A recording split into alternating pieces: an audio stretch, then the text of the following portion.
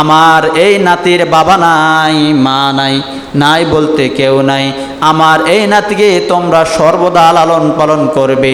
আর তোমরা জেনে রেখো, আমি আমার নাতি মুহাম্মদকে আমার ছেলের চাইতেও ভালোবাসি। তখন নেতারা বললেন, কেন?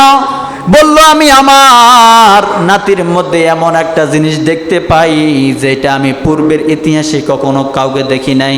আমার নাতি যেখানে যায়, আসমানের চন্দ্রগুলি, আসমান মেঘ তাকে পাহারা দেয়, তাকে ছায়া দেয়।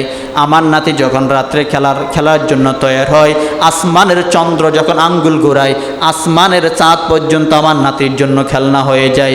আমার নাতি যখন রাস্তা দিয়ে যায়, গাছগুলি সালাম দেয়। আমার নাতি যখন পাহাড়ে যায়, তখন পশু পাখিগুলি সালাম দেয়।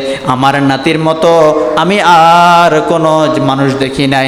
আমার নাতি একজন শ্রেষ্ঠ মানুষ হবে, এই জন্য আমি আমার নাতিকে ভালোবাসি।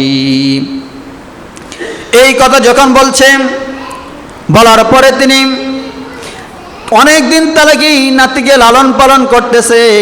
লালন পালন করতে গিয়ে হাজরা সোয়াদের মধ্যে, কাবাগরের মাঝখানের মধ্যে একটা জায়গা আছে। এই জায়গার মধ্যে শুধু আব্দুল মুত্তালিব বসতে পারে।